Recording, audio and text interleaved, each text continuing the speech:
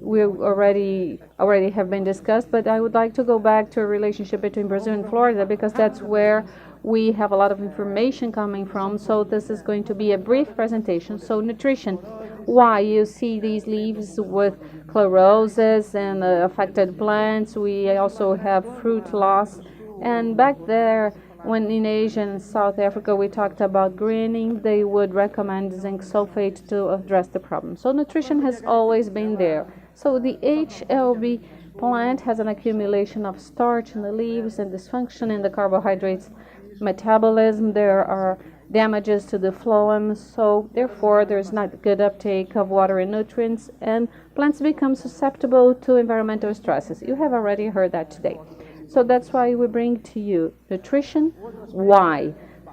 Also, we have the balance or the nutritional balance or unbalance. I will not go into these figures in detail, but we have seen a condition, a treatment of the symptomatic and asymptomatic HLB and healthy plants. So we see that several the different contents of nutrients in these plants will vary. So we will have an imbalance of the nutritional status. So once again, why nutrition in HLB? So now turning the page, and now I think we have the best package of research summarized in a very nice snapshot, which are the 10 commandments of HLB.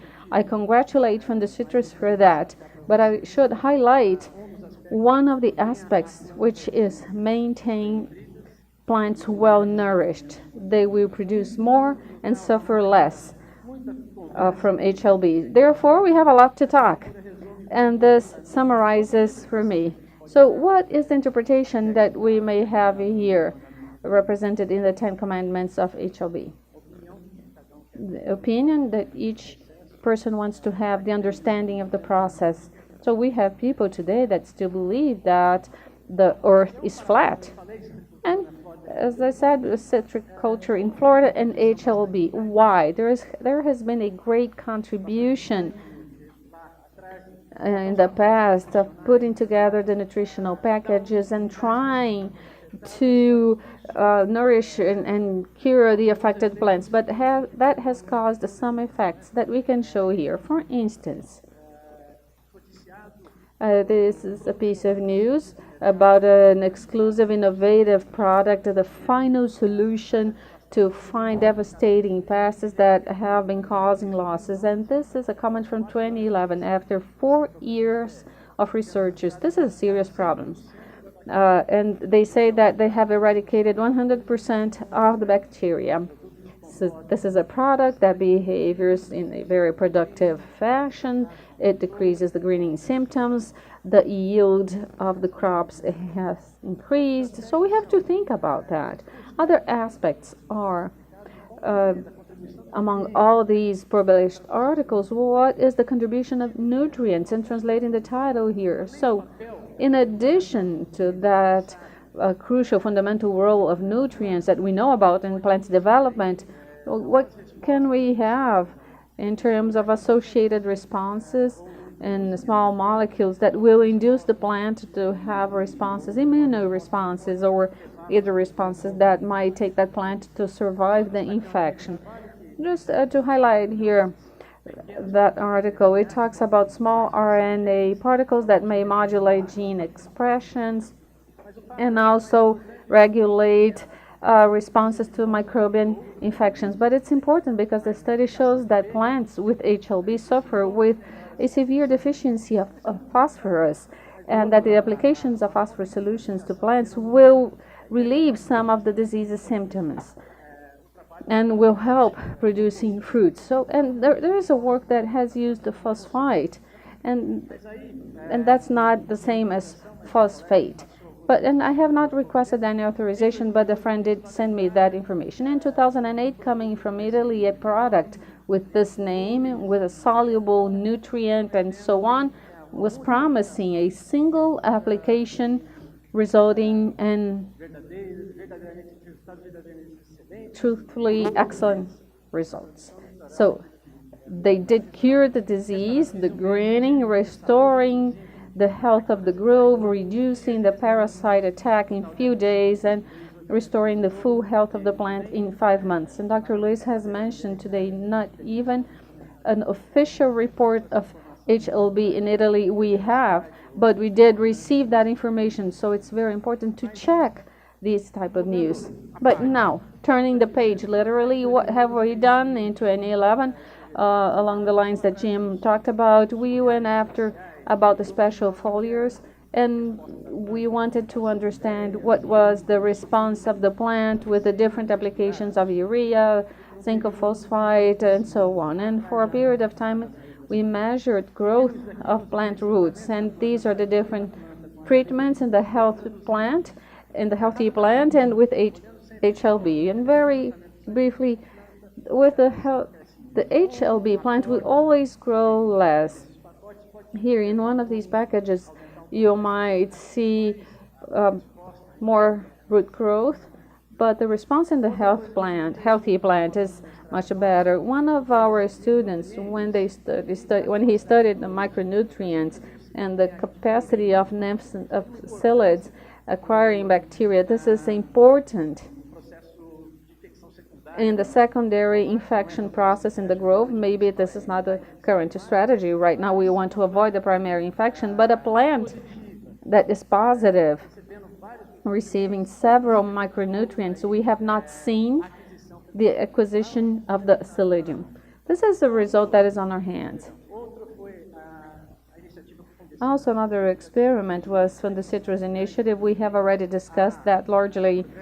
This is a way to measure the progress of the disease, the severity of the disease, a parcel of 1,600 plants, and we have potassium nitrate, salicylic acid, different treatments. And basically here you have the PCRS, the infected plants could continue infected regardless the treatment, and that shows why over the years the progression of the disease that Renato has shown really goes forward. Remember that these figures, the lower they are, the more infection we have, and that's the result that after years we have.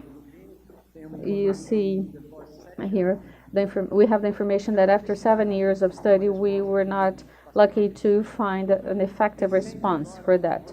Now more recently, another one of our students under controlled conditions with calcium and magnesium, she thought of how can we help these plants. We saw the same, a healthy plant and a plant with HLB.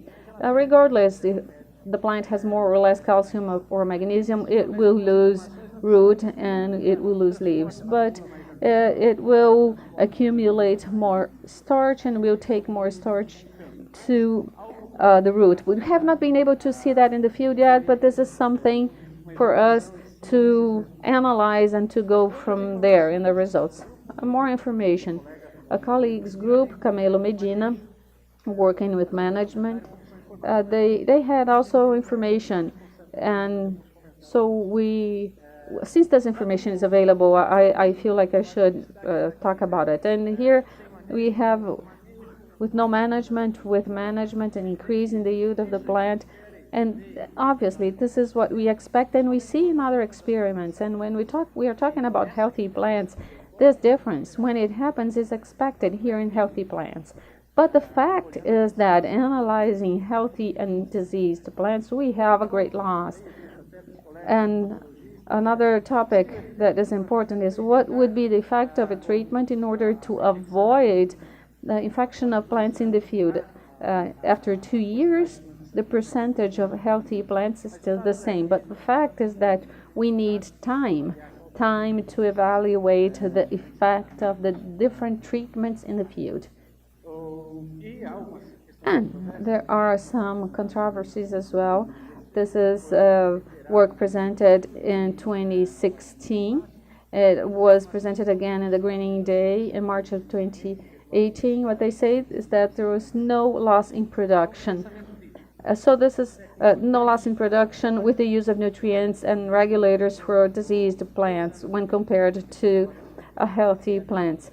So if Juliano said 4% before, we say, or there are those that just say 10 to 20%, which is double what happened recently in Florida or growth, and they have tried gibberellin and other possibilities to try to reduce the fruit drop, so there was no positive result. And right now, those growth promoters may not be recommended in order to decrease the fruit drop of plants with HLB. And then we go back to this morning's debate. This is an information I received or I got from citrus industry. I quickly translated it. So this is a survey that say how well succeeded growers how growers manage HLB in a well-succeeded fashion. So, in spite of our discussion in the morning, they asked, so what is happening? They went to the growers and they asked, what are you doing in terms of foliar nutrition and strategy? And what we see is that we have different production areas with different managements. One with a certain specific product, another one with the application of another product, the other one will mix soluble fertilizer, but along those lines that mentioned this morning. But fact is that, in the opinion of the authors, is that the management programs for nutrition would vary with the use of fertilizers. So there is a whole set of combinations, but there is no specific direction.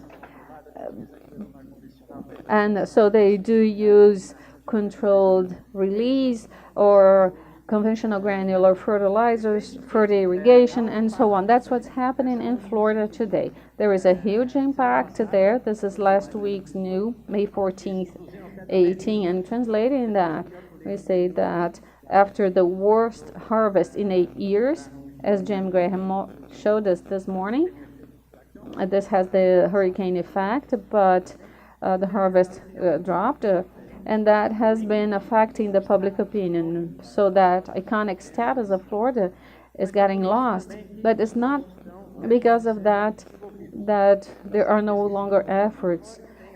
The Research and Development Foundation in Florida is supporting research projects where we see nutrition practices, rootstocks, different products, a lot of keywords here, and this is growing. We have $6 million invested in these current projects, something that we do not see today here in Brazil. But so almost concluding here, we already know the big difference between a healthy plant and a diseased plant. We know how that works, and we know that the plant suffers from the disease, but there is a path. Maybe we're walking backwards, but there is a path there where we might have an infected plant with an infected plant. Maybe we have not understood the whole scenario of what is sustaining the plant, as we see the 10 Commandments of a infected but well-nourished plant will sustain itself. But when it was infected, when I started treatment, for how many years I will consider that. So this is a huge responsibility in the decision-making process. What is the scenario here? Will I maintain that favorable scenario of avoiding the disease of the plant? Or I will turn into a scenario where I work with management. What is the sustainability? What is the average productivity, the average yield of these growths that we're talking about here? So this is what we have to think about. And I brought this from a prior presentation. I did not want to change one word because I think it's important to think we have growths with low incidence of HLB. Costa Rica, Mexico, when you compare to them, Florida, and if we look at other places, ours are with a low incidence when compared to that. New growths and replants. This is not going to stop. It will continue because this is a business, and we have to think about what we want from this new scenario and what is the effective cost of this decision-making process. So that takes me to that critical thought. What is the effective cost? And what I cannot do at all, and this is our message from the past, is that some decisions come in to replace efforts. So once again, I stress the 10 Commandments. And those commandments have been translated into the unique success of citriculture in the world. And now a brief comment. Talking to a colleague the other day, we started discussing this issue, and he's from Cordeirõpolis. We started discussing, we did have different opinions, and he said, I was visiting places, I went here, I went there, and growers are happy about their management. And that was the first indication that things were not going right. They were happy about it. And why do I say that? Because we did have a great effect of that critical thinking about that decision-making process, what was important during the Olympics. And I have lived that in the organization of the 2016 International Congress. Zika virus was a serious problem. Japan has not allowed one of their researchers and university professors to come to Brazil. And Europe questioned, gave up United States as well. So we had to collect a whole set of information and to understand. So where are you coming to, and what kind of safety that you might find here? And so I got a sentence, a statement that really guides me nowadays. And who said that was Christian Lindemeyer. She was WHO's speaker, and she said that the best way to deal with emotions is to talk about science and to make recommendations based on science or based on your emotions. So I would like to thank Fundecitrus in all the projects that we have and information we receive, the possibility of coming and going to Florida, talk to colleagues, to bring together to this presentation because I didn't want to discuss a piece of data here or there, because my purpose was really to discuss something that we really have to consider, the critical thinking. Thank you very much for your attention, and I will be available to talk more about it. Thank you.